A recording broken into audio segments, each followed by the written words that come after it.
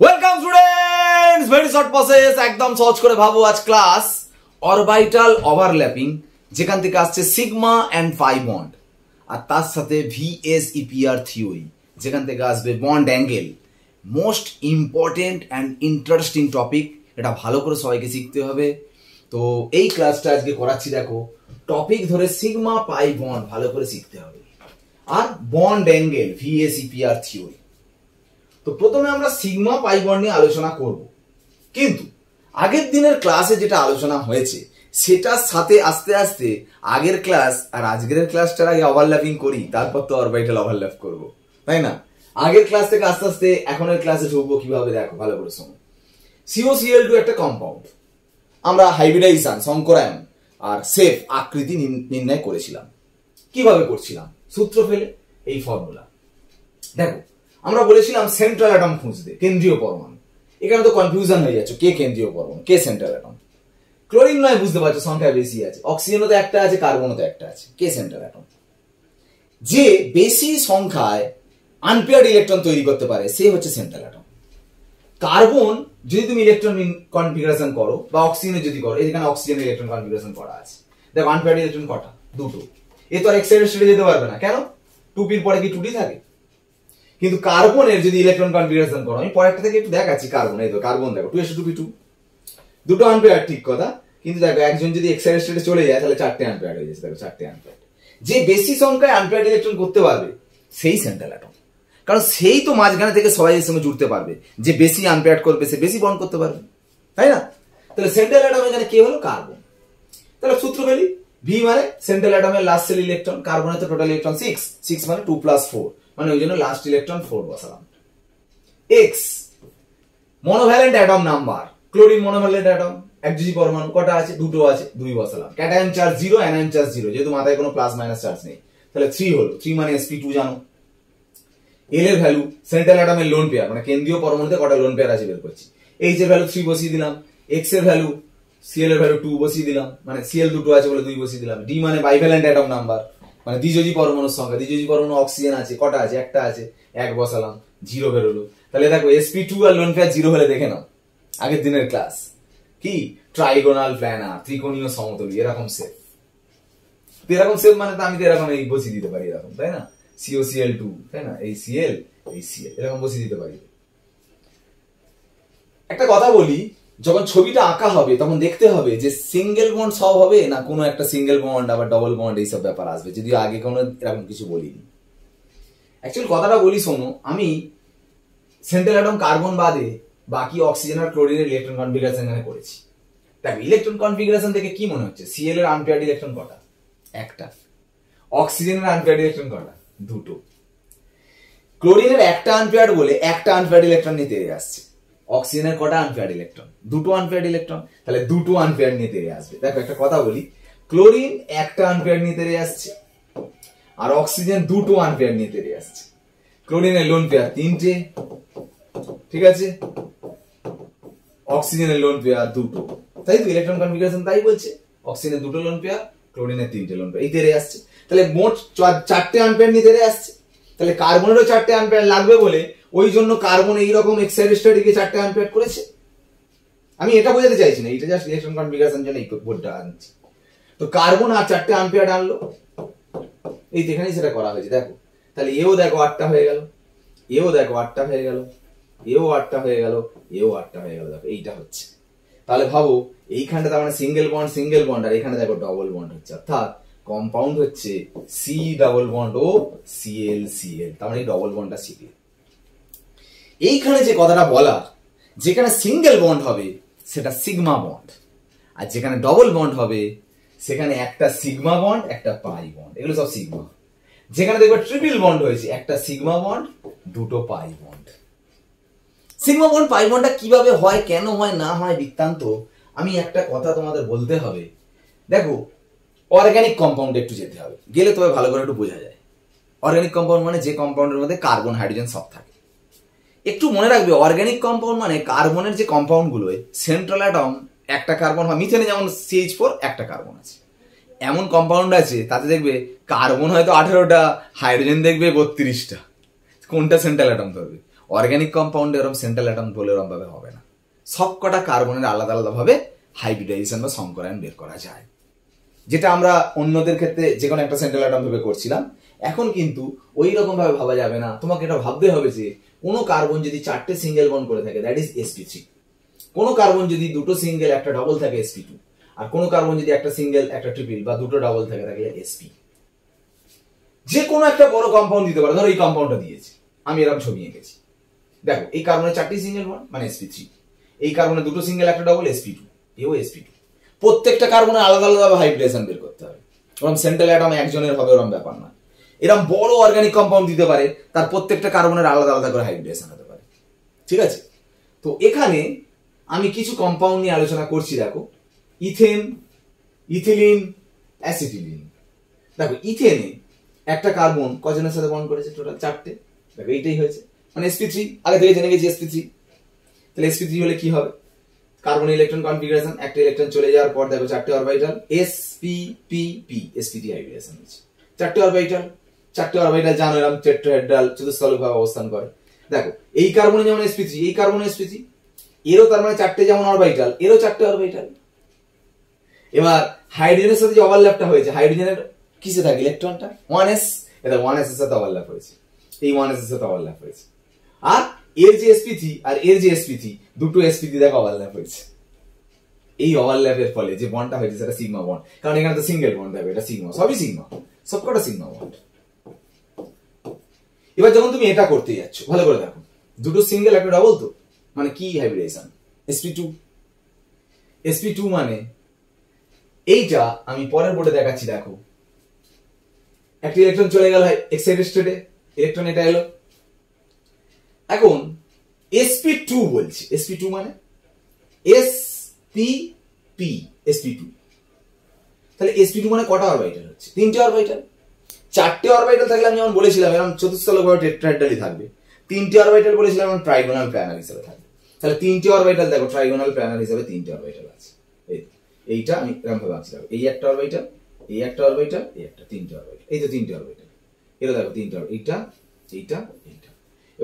এবার দেখো ভালো করে শোনো, যেহেতু তুমি আঁকছো কি C double bond C H H, তাহলে এই কার্বনটা কার সাথে ওভারল্যাপ করেছে? হাইড্রোজেনের সাথে। এই দেখো হাইড্রোজেন 1s এর সাথে ওভারল্যাপ করেছে, এই হাইড্রোজেনটাও দেখো হাইড্রোজেন 1s এর সাথে ওভারল্যাপ করেছে, এখানেও তাই হাইড্রোজেনের 1s এর সাথে ওভারল্যাপ, এও হাইড্রোজেনের 1s এর সাথে ওভারল্যাপ হয়েছে, ওভারল্যাপ এই 3টে অরবিটাল নিয়ে হয়েছে।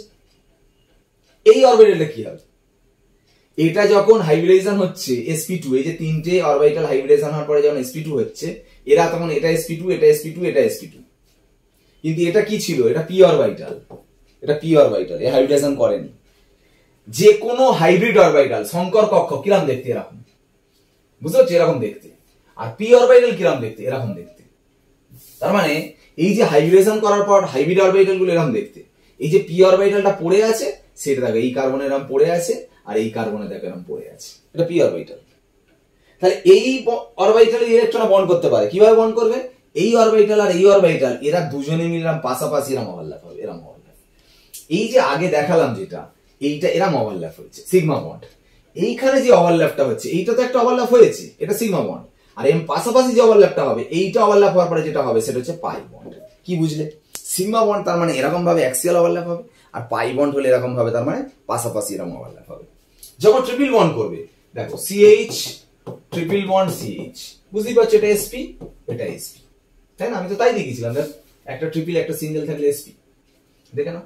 এই কার্বনে দেখো একটা ট্রিপল একটা সিঙ্গেল sp, এই কার্বনে দেখো একটা সিঙ্গেল একটা ট্রিপল মানে sp। তাহলে sp মানে sp, এই দুটো অরবিটাল হবে, দুটো অরবিটাল মানে 180 ডিগ্রি অ্যাঙ্গেল, এই তো এই তো sp, এই দেখো দুটো অরবিটাল, এই একটা অরবিটাল, এই একটা অরবিটাল, এরও এই একটা অরবিটাল, এই একটা অরবিটাল, sp। তাহলে হাইড্রোজেনের সাথে ওভারল্যাপ করেছে, এই তো হাইড্রোজেনের সাথে ওভারল্যাপ, হাইড্রোজেনের সাথে ওভারল্যাপ, এই তো এইটা তার মানে সিগমা বন্ড, এটাও সিগমা, এটা মাঝখানে সিগমা, এটা মাঝখানে সিগমা, এটাও সিগমা, এই তো সিগমা দেখিয়ে দিলাম। আর এইখানে যে বাকি যে দুটো বন্ড, দুটো পাই, কিভাবে পাই হচ্ছে? এই যে দুটো অরবিটাল ইলেকট্রন দুটো পড়েছিল, এই একটা অরবিটাল, এই একটা অরবিটাল, এদের সাথে ওভারল্যাপ হবে মানে এরকম করে, আর এই আর একটা p অরবিটাল, এই একটা p অরবিটাল, এরকম ভাবে ওভারল্যাপ হবে, হয়ে আর একটা পাই বন্ড হচ্ছে। তারপরে দেখো সিগমা বন্ড গুলো এরকম ভাবে ওভারল্যাপ হচ্ছে, পাই বন্ড গুলো এরকম ভাবে ওভারল্যাপ হচ্ছে। পাই বন্ড গুলো একটু দূরে থাকছে না, মানে অরবিটাল গুলো, এরকম ভাবে ওভারল্যাপ করতে একটু প্রবলেম না, ওই জন্য অনেকটা জায়গা জুড়ে ওভারল্যাপ হতে পারে না, সেই জন্য পাই বন্ডটা একটু উইক হয়, দুর্বল, ওই জন্য পাই বন্ড সহজে ভেঙে যায়। ঠিক আছে, সিগমা বন্ডের থেকে পাই বন্ড কিন্তু উইক। এই যে সিগমা বন্ড পাই বন্ডের টোটাল কনসেপ্ট কিন্তু পেয়ে গেলে, যেটা অরবিটাল ওভারল্যাপিং এ হয়, একটা অ্যাক্সিয়াল ওভারল্যাপিং এ সিগমা বন্ড আর একটা পাশাপাশি overlapping pi bond. Next topic VSEPR theory, valence shell electron pair repulsion, যেখান থেকে আমরা জানবো বন্ড অ্যাঙ্গেল। তো অলরেডি তো আমরা জেনে গেছি চারটে অরবিটাল যদি হাইব্রিডাইজেশন করে তাহলে কিরকম হয়, চতুস্তলক বলেছি না, কারণ চারটে অরবিটাল থাকলে চারজনকে রিপালশন করবে, মানে বিকর্ষণ করবে, করলে যেরকম ভাবে বেঁকে যায় চতুস্তলক হয়ে যাচ্ছে। দুটো অরবিটাল থাকলে রিপালশনের জন্য কি হয়, 180 ডিগ্রি অ্যাঙ্গেলে সরে যায়। অ্যাকচুয়ালি ইলেকট্রন রিপালশনের জন্যই তো শেপটা আসছে, অ্যাঙ্গেলটা আসছে। তো এবার যে কটা যেমন অরবিটাল থাকবে তেমন বন্ড অ্যাঙ্গেল হবে। sp3 হলে চারটে অরবিটাল আছে বলে বন্ড অ্যাঙ্গেল 109 ডিগ্রি 28 মিনিট, আর sp2 হলে তিনটে অরবিটাল বলে 120 ডিগ্রি। তার মানে হাইব্রিডাইজেশন যেমন হবে তেমন বন্ড অ্যাঙ্গেল হবে। আর তার সেটা কিসের জন্য হচ্ছে, রিপালশনের জন্য, বিকর্ষণের জন্য। তো ওটাই তো বলছে valence shell electron pair repulsion, electron পেয়ারের মধ্যে রিপালশনের জন্যই তো হচ্ছে। কিন্তু বন্ড অ্যাঙ্গেল নিয়ে যদি ডিটেলস আলোচনা করতে হয়, প্রথম দেখতে হবে হাইব্রিডাইজেশন। খুব ভালো কথা, যেটা অলরেডি বলছি আমি কথাটা, যে তুমি যদি BF3 দেখো দেখবে sp2, আর NF3 যদি দেখো sp3, এগুলো বলতে লাগবে নাকি sp2 sp3 কি করে বের করে, h এর ভ্যালু বের করবে, h এর ভ্যালু করলে এর আসবে 3, এর আসবে 4, যেটা 3 আসবে সেটা sp2, 4 এর sp3, আর sp3 মানে কত 109 ডিগ্রি 28 মিনিট, আর sp2 মানে 120 ডিগ্রি। তাহলে নিশ্চয়ই যে sp2 তার বন্ড অ্যাঙ্গেল বেশি, যে sp3 তার বন্ড অ্যাঙ্গেল কম, এই তো বন্ড অ্যাঙ্গেল কার বেশি কার কম জেনে যাচ্ছে হাইব্রিডাইজেশন দেখে। মনে রাখো হাইব্রিডাইজেশন দেখবে, খুব ভালো কথা, হাইব্রিডাইজেশন যদি সেম হয় তখন কিন্তু এল ভ্যালু দেখতে হবে, আবার এই দুটো যদি সেম হয়ে যায় তখন এটা দেখতে হবে, তিনটেই যদি সেম হয়ে যায় তখন এটা দেখতে হবে। মানে যখন তোমার এইটা করতে দেবো, দেখো সবার sp3 বেরিয়েছে, আমি করে দেখাচ্ছি, নিজেরা করবে বাড়িতে, যে sp3 প্রত্যেকের বেরোবে, তখন দেখবে এর সেন্ট্রাল অ্যাটমের লোন পেয়ার 0, এর সেন্ট্রাল অ্যাটমের লোন পেয়ার 1টা, এর সেন্ট্রাল অ্যাটমের লোন পেয়ার 2টো, দেখো ছবি দেখিয়েছি।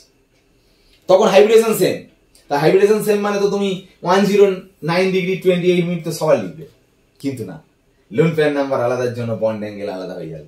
এর বন্ড অ্যাঙ্গেল সব থেকে বেশি, তারপরে যত সেন্ট্রাল অ্যাটমের লোন পেয়ার বাড়বে বন্ড অ্যাঙ্গেলটা কমবে। কেন? একটা ভিএসইপিআর মারাত্মক ইম্পর্টেন্ট একটা থিওরি আছে, লোন পেয়ার রিপালশনটা সব থেকে বেশি, তারপরে lone pair bond pair repulsion, তারপরে বন্ড পেয়ার রিপালশন। মানে কি, দেখো এই বন্ডেও ইলেকট্রন থাকে, দ্যাট ইজ বন্ড পেয়ার, এই বন্ডেও ইলেকট্রন থাকে বন্ড পেয়ার, এইগুলো বলে লোন পেয়ার। এদের মধ্যেও রিপালশন হচ্ছে, মানে বিকর্ষণ হচ্ছে, আবার এদের মধ্যেও বিকর্ষণ হচ্ছে, এদের মধ্যেও বিকর্ষণ হচ্ছে। সব থেকে রিপালশনটা কার বেশি বলছি, এদের রিপালশনটা বেশি। আমি বুঝতে পারছি, এদের রিপালশন যদি বেশি হয় তাহলে এরা বেশি, এরকম দূরে সরে যাবে। এইটা ধরো এখানে ছিল, চলে এলো এইখানটা, চলে এলো, ভাবো চলে এলো এখানটা, চলে এলো, তখন বলো ধরো সরে আসার পর এদের রিপালশন বেশি না এদের বন্ড রিপালশন বেশি? আবার বলছি তো লোন পেয়ার বন্ড পেয়ার রিপালশনটা বেশি, কার তুলনায়? বন্ড পেয়ারের থেকে। তাহলে এদের রিপালশনের থেকে, এই বন্ড রিপালশনের থেকে লোন পেয়ার বন্ড পেয়ার রিপালশনটা বেশি, মানে এদের বিকর্ষণ বেশি। তাহলে এদের বিকর্ষণ বেশি মানে এই আরো চেপে যাবে, মানে আরো সরু হয়ে যাবে, আরো চেপে গেল। কথাটা বুঝতে পারছো? তো সেই জন্য লোন পেয়ার যত বেশি হবে তত বন্ড অ্যাঙ্গেলটা আরো চেপে যাবে, অ্যাঙ্গেলটা কমে যাবে। যখন হাইব্রিডাইজেশনও সেম, দেখো লোন পেয়ারও সেম, এরও একটা লোন পেয়ার, এরও একটা লোন পেয়ার, তখন যেটা দেখতে হবে সেটা হচ্ছে পি পাই ডি পাই। সেটা আবার কি, বন্ডের মধ্যে একটা অ্যাটমের যেন লোন পেয়ার থাকে, আর একটা অ্যাটমের যেন শেষ কক্ষে ফাঁকা ডি থাকে, vacant D orbital in last shell. যেমন দেখো, মানে এই ধরো বন্ড, ফ্লুরিনের তো লোন পেয়ার থাকে, ফসফরাসের ভ্যাকেন্ট ডি আছে। কেন বলতো? ফসফরাসের ইলেকট্রন কনফিগারেশন 3s2 3p3, তার মানে 3d0, ভ্যাকেন্ট ডি আছে, তার মানে এর লোন পেয়ারের ভ্যাকেন্ট ডি আছে। আবার উল্টোটা হলেও হবে যে এর লোন পেয়ারের ভ্যাকেন্ট ডি, কিন্তু এর লোন পেয়ার আছে কিন্তু এর ভ্যাকেন্ট ডি নেই। কেন? ফ্লুরিনের তো 2p5, মানে 2d হয় না। যে কোনো একজনের হলে হবে, এর লোন পেয়ারের ভ্যাকেন্ট ডি বা এর লোন পেয়ারের ভ্যাকেন্ট ডি হলেই হবে। তাহলে এর লোন পেয়ার আছে, এর ভ্যাকেন্ট ডি আছে, তার মানে পি পাই ডি পাই হবে। কিন্তু দেখো এর লোন পেয়ার আছে, এর ভ্যাকেন্ট ডি নেই, আবার এর ভ্যাকেন্ট ডি আছে, এর আবার লোন পেয়ার নেই, তখন হচ্ছেই না। তাহলে যার হবে ধরো এর লোন পেয়ার এর ভ্যাকেন্ট ডি, তখন কি হবে? এর লোন পেয়ারটা কি করবে জানেন? এর ভ্যাকেন্ট ডিতে নিজের লোন পেয়ারটা ডোনেট করবে, করে একটা বন্ড করবে, নতুন বন্ড, পাই বন্ড, একটা, সরি এটা হচ্ছে অসমযোজী বন্ড, কোঅর্ডিনেট বন্ড। তাই তো। লোন পেয়ার ডোনেট করলে সেটা অসময় কোঅর্ডিনেট বন্ড হয়, তো পুরো দিচ্ছে না, পুরো দিলে তো আবার ওর থেকে 8টা কমে যাবে। অ্যাকচুয়ালি কোঅর্ডিনেট বন্ডকে আমরা কিভাবে লিখি, মানে অসময় বন্ধনটা এরকম ভাবে লিখি, এরকম তীর চিহ্ন দিই, তাই না? তীর চিহ্ন দিয়েও লেখা যায়, প্লাস মাইনাস দিয়েও লেখা যায়, ঠিক আছে। এটা হচ্ছে কোঅর্ডিনেট পাই, কারণ একটা সিগমা হয়ে থাকলে একটা বন্ড অলরেডি হয়ে আছে, তারপরে যখন আরেকটা বন্ড হবে সেটাকে পাই বলবো, কোঅর্ডিনেট পাই এটা। তো যাই হোক, এইটা হওয়ার জন্য দেখো এখানে ডবল বন্ড ক্রিয়েট হচ্ছে, কিন্তু এখানে দেখো হচ্ছে না বলে সব সিঙ্গেল বন্ড। বলছে সিঙ্গেল বন্ড রিপালশনের থেকে double bond single bond repulsion অনেক বেশি। তাহলে বন্ড রিপালশন বেশি বলছে, বন্ডের ক্ষেত্রে বন্ড রিপালশন বেশি, মানে বন্ডটা আরো এদের সঙ্গে রিপালশন যত বেশি হবে, বন্ড আরো চওড়া হয়ে যাবে, মানে এর বন্ড অ্যাঙ্গেল বেশি, এর বন্ড অ্যাঙ্গেল কম। তাহলে যার পিপাই ডিপাই হচ্ছে তার বন্ড অ্যাঙ্গেল বেশি হয়ে যাবে, যার পিপাই ডিপাই হয়নি তার বন্ড অ্যাঙ্গেল কম হবে। নেক্সট, হাইব্রিডাইজেশন ও sp3, লোন পেয়ারও সেম, দুজনের কারোরই পিপাই ডিপাই হবে না। এর লোন পেয়ার আছে, এর ভ্যাকেন্ট ডি নেই, এর লোন পেয়ার নেই, এর ভ্যাকেন্ট ডি নেই, এর লোন পেয়ার আছে, এর ভ্যাকেন্ট ডি নেই, এর লোন পেয়ার আছে, এর ভ্যাকেন্ট ডি নেই, কোনোভাবে পিপাই ডিপাই হবে না। লাস্ট দেখতে হবে সেটা হচ্ছে ইলেকট্রোনেগেটিভিটি। তখন বন্ডের ইলেকট্রন নিয়ে ভাবো, এই ওয়েজ বন্ডের ইলেকট্রন কোন দিকে সরে যাবে, ও এর দিকে। কেন? ও বেশি ইলেকট্রোনেগেটিভ। আবার ও এফ বন্ডের মধ্যে কে বেশি ইলেকট্রোনেগেটিভ? ফ্লুরিনের দিকে সরে যাবে। তাহলে ভাবো, এখানের বন্ডের ইলেকট্রন আছে, এখানেও বন্ডের ইলেকট্রন আছে, এখানে বন্ডের ইলেকট্রন গুলো দেখো দূরে দূরে থাকছে, আর এখানে বন্ডের ইলেকট্রন গুলো দেখো কাছে চলে আসছে। তাহলে কাছে চলে এলে রিপালশন বেশি হবে, বন্ডটা আরো অ্যাঙ্গেলটা বড় হয়ে যাবে, এর বন্ড অ্যাঙ্গেল কম। বুঝতে পারলে? তার মানে এর বন্ড অ্যাঙ্গেল কমে গেল। তারপরে তোমাকে যদি বন্ড অ্যাঙ্গেল দিয়ে কোশ্চেন দেয়, প্রথম ভাববে হাইব্রিডাইজেশন, সেম হলে ভাববে লোন এল ভ্যালু, থার্ড তারপরে ভাববে এটা, তারপর পরপর কিন্তু ভাবতে হয় বিষয়টা, তবে কিন্তু অ্যাঙ্গেলটা কার বেশি কার কম তুমি বলতে পারবে। পুরো ক্লাস 3-তে পুরো বন্ড অ্যাঙ্গেল অ্যান্ড ভিএসপি এর থিওরি আর orbital overlapping sigma and pi bond নিয়ে ডিটেলস পুরো আলোচনা করে নিলাম। তো নেক্সট ক্লাসে একটা টপিক আছে, দেখো আমরা প্রায় শেষের পথে, কেমিক্যাল বন্ডিং চ্যাপ্টার করে ফেললে কিন্তু অন্য আর যে চ্যাপ্টারগুলো পড়ে আছে একদম নিমেষে শেষ হয়ে যাবে। কিন্তু এইটাই কিন্তু ভালোভাবে বুঝতে হবে, পরের চ্যাপ্টারগুলো কিন্তু খুব কম ক্লাসে সব চ্যাপ্টার কমপ্লিট হয়ে যাবে, ঠিক আছে। তো পরের দিনের ক্লাসে most probably hydrogen bonding and dipole moment নিয়ে ফিরে আসছি। চ্যানেলে ফোকাস রেখো। আজ ক্লাস এখানে শেষ করলাম। ওকে, বাই।